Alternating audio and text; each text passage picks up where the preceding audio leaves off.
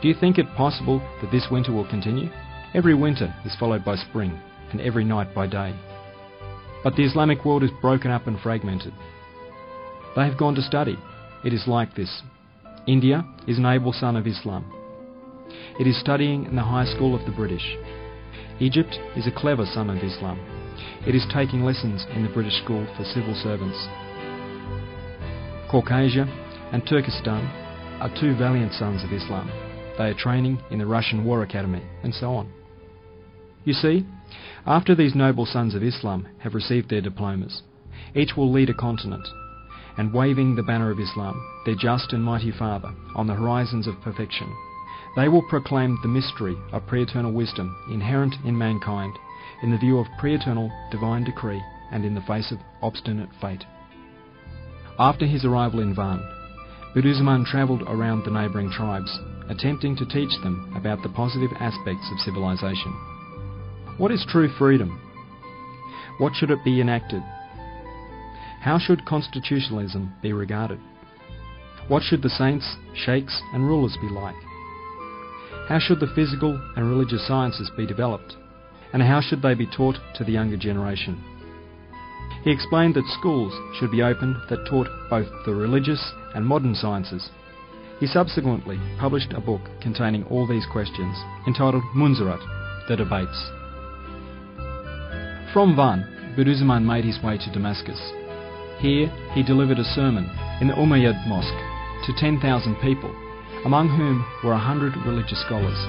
His address was afterwards published under the title The Damascus Sermon, Hutbe-i Shamiyah. The sermon not only sets out the reasons for the disastrous situation of the Islamic world at that time, and offers the solutions to deliver it from its predicament, it also announces glad tidings that Islam will progress to a position of dominance in the world. It is a highly valuable address, relevant also to the Muslims of today. Bediuzzaman then returned to Istanbul to get backing for his university in the east, Medrese-i He joined Sultan Reshad's retinue during the Sultan's Rumelia journey. In Kosovo, a large university was to be founded, but the Balkan War broke out, and the attempt came to nothing.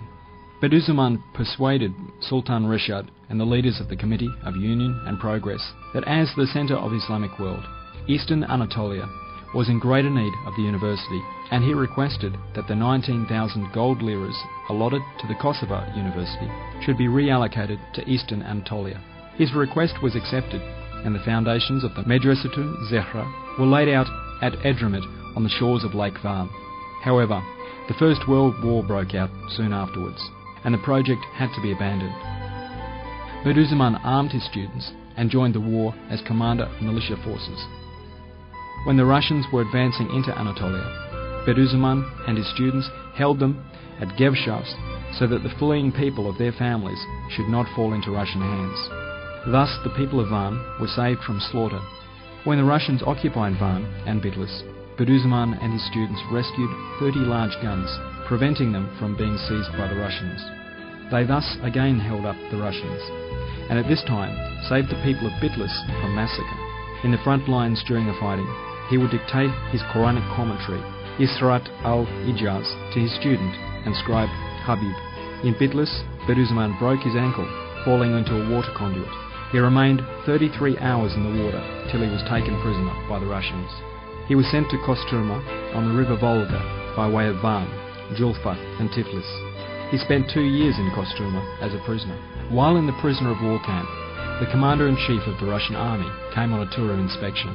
All the prisoners rose to their feet except Bediuzzaman. When asked why he did not stand, he replied, "I'm a Muslim scholar. There is faith in my heart. A person of faith is superior to a person without it. If I had risen to my feet, I would have been disrespectful to my beliefs. That was the reason I did not stand up." The decision was taken to send him before the court-martial for insulting the Russian army, and indirectly the Tsar. The court ruled that he should be executed. When he was informed of this, he replied, "Their decision to execute me is a passport for me to travel to the hereafter." Due to his courage, he attached no importance to it, and said that he would be ready after performing 2 rakats of prayer. The commander-in-chief was overcome with remorse and apologised, saying, "Forgive me. I thought you behaved as you did to insult and I acted accordingly. Now I realize you were merely acting as your beliefs required. Your sentence is quashed. You should be recommended for your firmness of belief. Once again, I apologize. After 2 years as a prisoner, he escaped on his own with no knowledge of the Russian language, covering a distance in a few days that normally would have taken months on foot. He returned to Istanbul by way of Warsaw and Vienna. On his return, on the recommendation of the army, he was awarded a war medal for his services during the war and appointed to the Darul Hikmetul Islamiyya, the highest learned institution. His appointment to the rank of Marek was decreed by the Caliph and announced by the Sheikh al-Islam.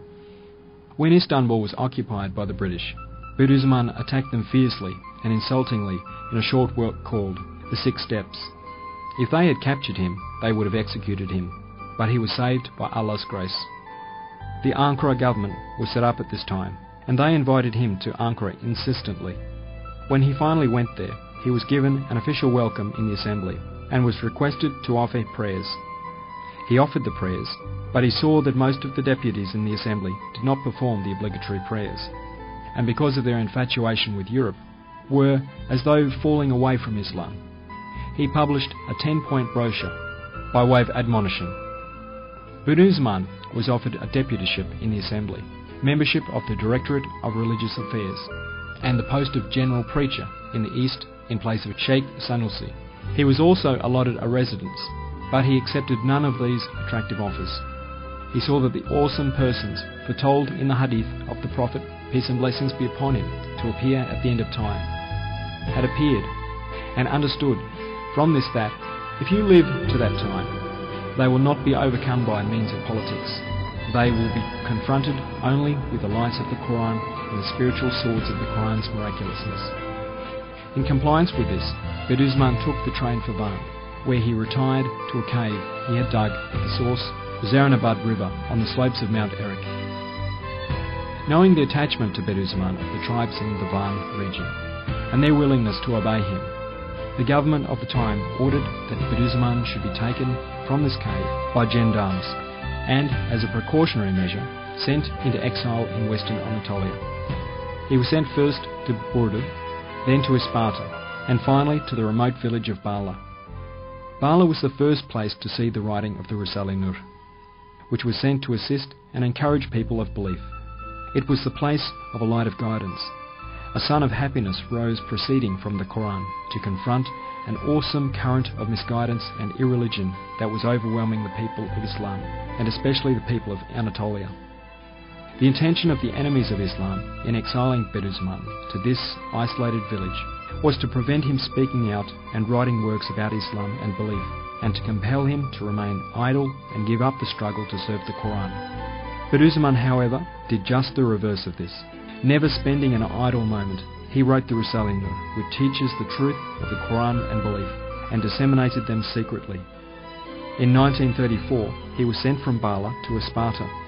On the 27th of April 1935, he was arrested in Isparta and was transported handcuffed by lorry together with 120 of his students to Eskişehir. Despite being kept in solitary confinement and being subjected to every sort of torment, he wrote the 13th flash and the first and second rays. No evidence could be put forward for their conviction, and completely arbitrarily, he was sentenced to 11 months imprisonment.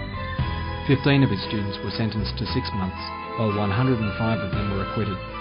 Bediuzzaman was released from Eskişehir prison on the 27th, 1936, and was sent to Kastamonu, where he was ordered to reside in the police station. After a short stay here, he was settled in a house opposite the police station. He passed 8 years of exile here under close surveillance and severe repression, but again he was never idle, and continued with secret publication of the lights of the Quran. Here he wrote the third ray, called A Supplication, and the inspired seventh ray, known as the Supreme Sign. He kept up a constant correspondence with his students in the Isparta area. The illuminating letters he wrote them, and some of their replies, were put together in the collection called Kastamonu Lahikası. On the 20th of September 1943, Bediuzzaman was sent from Kastamonu to trial in Denizli Criminal Court, together with 120 of his students. He was tried for organising a secret society and founding a Sufi order.